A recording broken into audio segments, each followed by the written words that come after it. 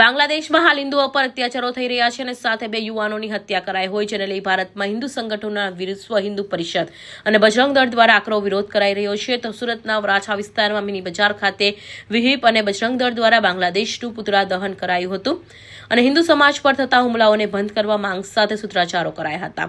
તો વિહિપ અને બજરંગ દળના વિરોધ પ્રદર્શનને લઈ પોલીસે બંદોબસ્ત પણ ગોઠવી દેવાયો હતો. વિક્રમસિંહ ભાટી, વિશ્વ હિન્દુ પરિષદ સુરત શહેર મંત્રી.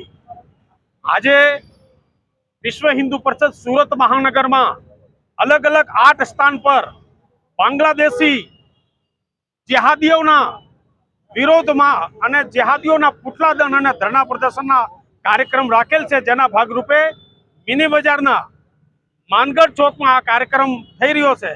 હમણાં થોડા દિવસ પહેલા બાંગ્લાદેશમાં જે હિન્દુ દીપુચંદ્ર દાસની જે નિર્મમ હત્યા થઈ છે અને કેવલ દીપુચંદ્ર દાસની એવા હજારો હિન્દુઓ પર જે અત્યાચાર થયો છે, એના વિરોધમાં વિશ્વ હિન્દુ પરિષદ બજરંગ દળ સંપૂર્ણ દેશભરમાં એનો વિરોધ પ્રદર્શનનો કાર્યક્રમ કર્યો છે. એના ભાગરૂપે આજે આ મિની બજારમાં પુતળા દહન અને ધરણાના કાર્યક્રમ થઈ રહ્યો છે.